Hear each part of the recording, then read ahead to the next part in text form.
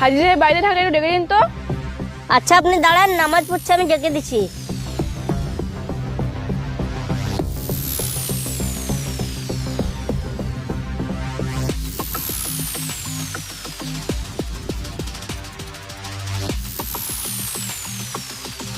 আরে ম্যাম, আমার বাড়ি, আমার কি সৌভাগ্য। চলেন বাড়ির ভিতরে গিয়ে বসবেন। না না, ভেতরে যাবো না, আপনার সাথে একটু দরকার ছিল তাই আপনার বাড়িতে এলাম। আমাকে ডাকতেন, আমি চলে যেতাম। না না, দরকারটা তো আমার, তাই আমি এলাম। বলেন কি সমস্যা?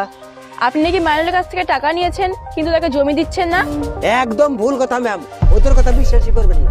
দেখুন, ওদের কথা বিশ্বাস করার বা না করার আমি কেউ নই। আপনি যদিও টাকা নিয়ে থাকেন, হয় জমিটা ফেরত দিয়ে দিন, না টাকাটা ফেরত দিয়ে দিন। সেটা আপনার পক্ষে ভালোই হবে, বুঝতে তো পারছেন গরিব মানুষ। ম্যাম, টাকা নিলে আমি মিথ্যা কথা বলতাম? আবার তুই লিসিনি মানে তুই লিয়েছিস আবার মিথ্যা কথা বলছিস?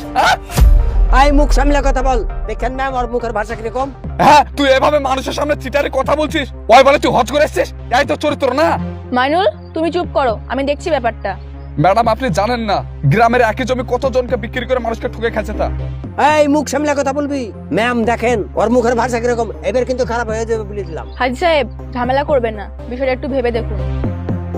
কি ভাববো ম্যাম? মাইনুল মিথ্যা কথা বলছে আপনাকে। কি? আমি মিথ্যা কথা বলছি? গ্রামের লোক সব মিথ্যা কথা বলছে বলেন। মাইনুল, তুমি আমার সঙ্গে চলো, আমি তোমাকে বাড়িতে নামিয়ে দিচ্ছি। হাজি সাহেব, আসছি।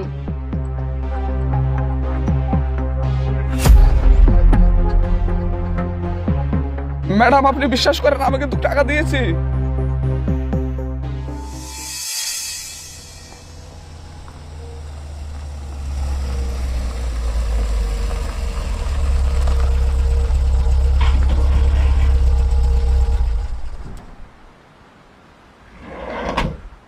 ম্যাডাম, তাহলে আমার কি হবে?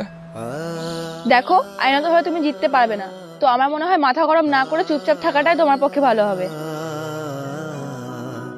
ম্যাডাম, আমরা গরিব মানুষ, খুব কষ্ট করে টাকা জোগাড় করে ওই জমিটুকুনি কিনেছিলাম আমি। আচ্ছা, তুমি এক কাজ করতে পারো, তোমাদের এলাকায় যে মলবি আছে তাকে আমার সঙ্গে থানায় দেখা করতে বলো। মূলবি কেন ম্যাডাম? দরকার আছে, তুমি কাল সকাল সকাল পাঠিয়ে দেবে। এখন আসছি। আচ্ছা।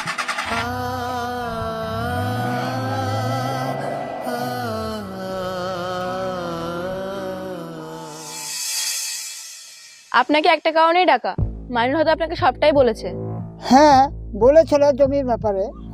তো সে কোনো কাগজপত্র ছাড়া না জমিটা বিক্রি করে দেয়, তো আমরা আইনতভাবে কিছুই করতে পারছি না, সেই কারণেই আপনাকে ডাকা। কিন্তু আপনার